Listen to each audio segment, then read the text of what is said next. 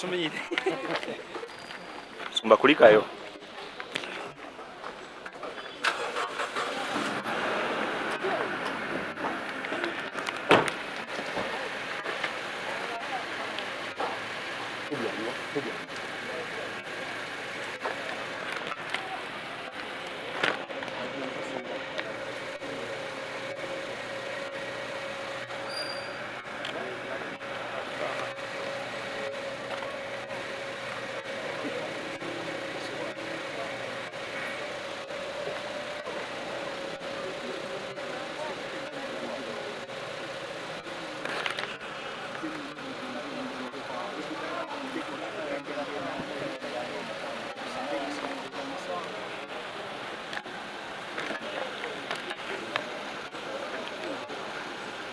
Oi.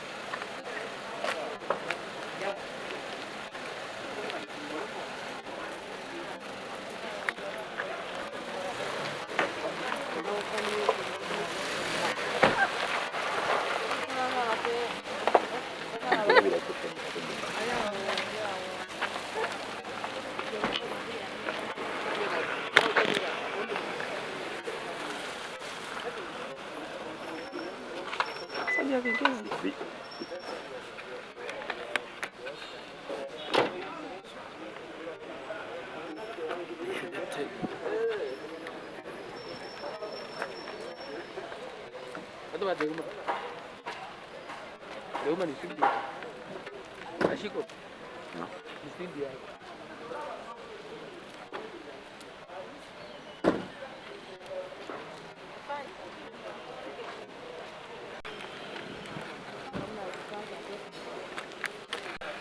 Just katono nnyo kituuseewo muko katono nnyo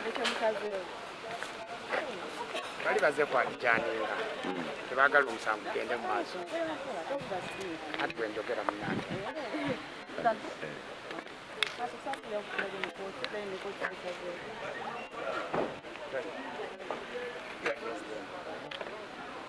ekituuseewo muko.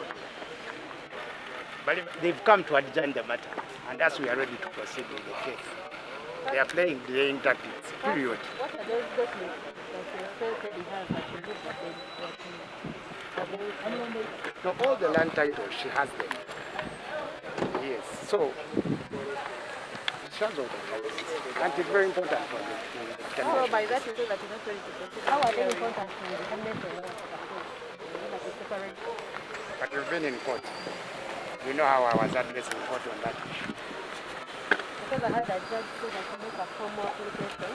Did this go now to mean that Of course, it will not. But let's wait for that day. okay. Don't worry. Council, which day? Which day? I don't know. I've lived it.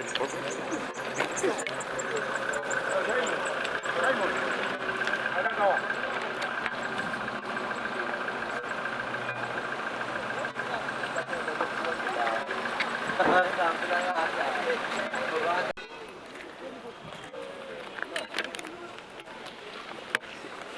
Agendera ku bifaananyi kumalu.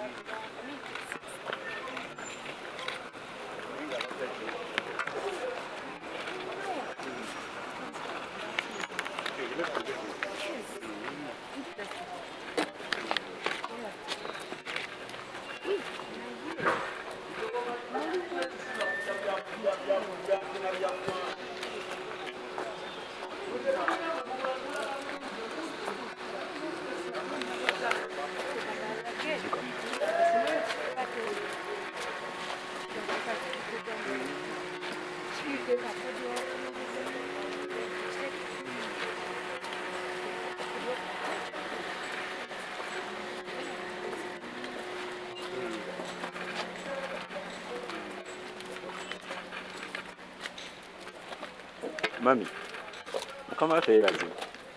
Kabatide akalungi nnyo olunaku lw'ejjo. Sala bikke. ali ffe tebagitusindikidde Enti. tebategedde mazala tugalabye ku makya abasinga Kumacha mwagala bye. Mwagala ku bye. status Status yange. mami ekyo kibadde mu kooti katono nnyo Ayagala bankolenga mabirizi. just katono nnyo just date muddamu ddi Eno family court. Eno family court zirina kuba bya family munda. okay naye ng'omusango guluddewo nnyo ssaawa 2:30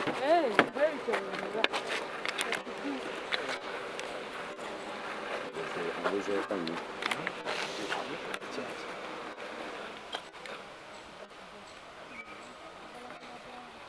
kyekituusewo mu kooti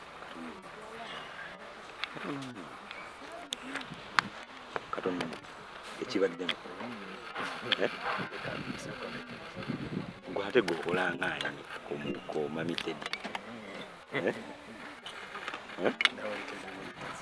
owerekedde bwerekeza anti abantu baali ebuuzizza sayizi tulaba yeemu ate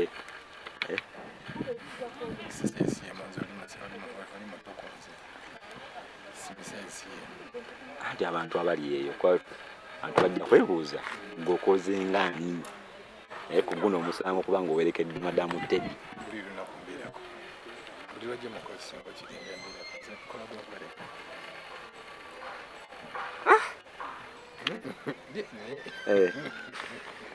okoze nga muweereza oba okoze nga mwami ewaka abantu beetaaga omumanya muzeeyi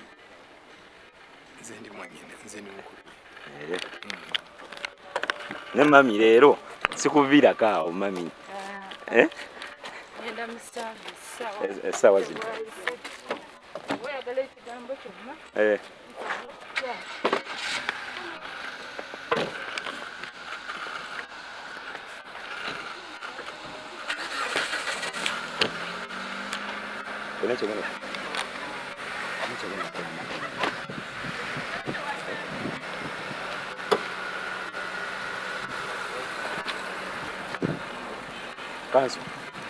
kansu katono nnyo ekibadde mu kooti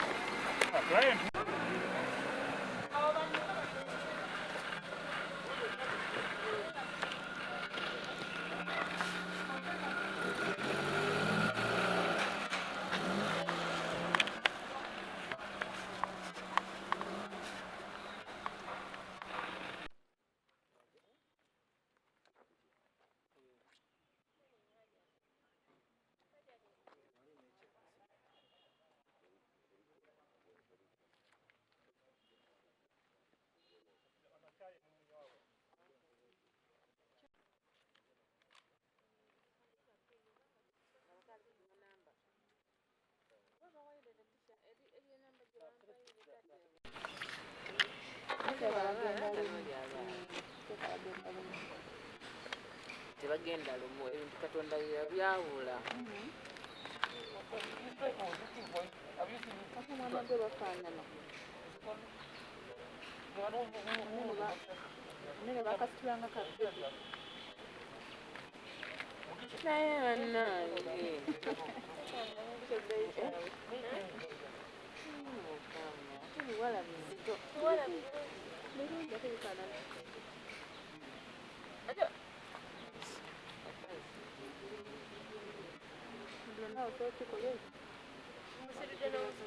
tugamba bali wamu bano abawala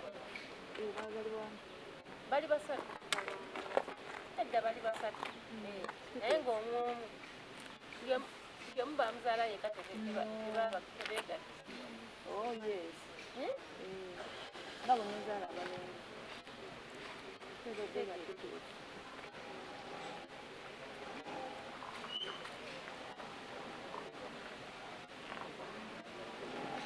naye balabirawo nabo bayomba bafuna ebibakayanya ne bayomba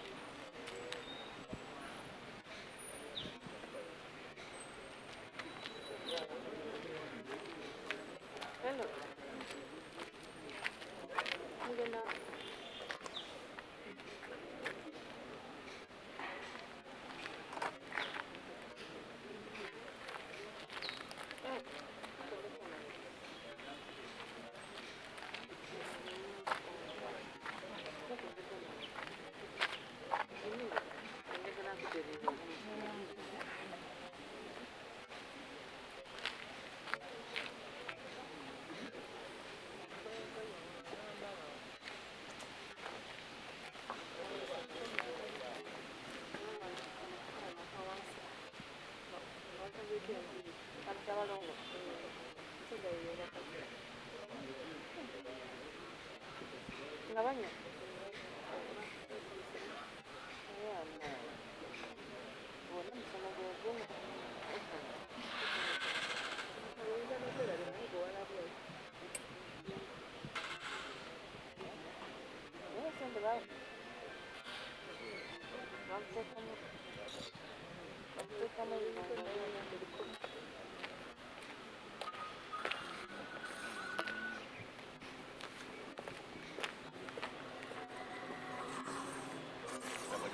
Ya check hivi. Mwana? Ndio langu. Sabon.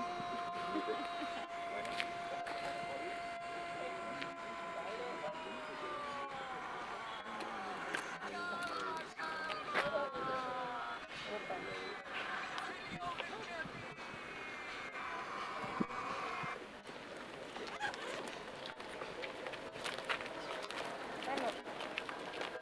Pero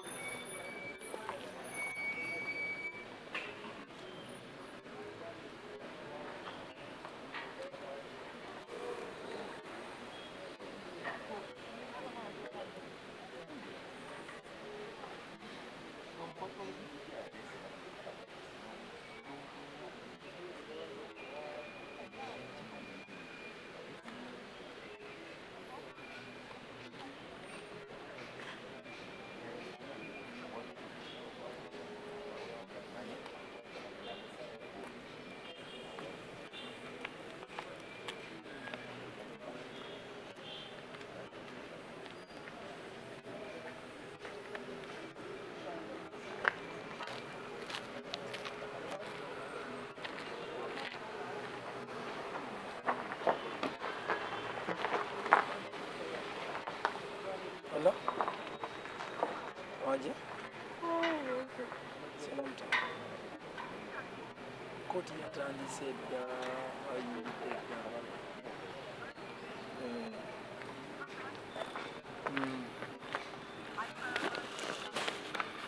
Sema, kwa nini and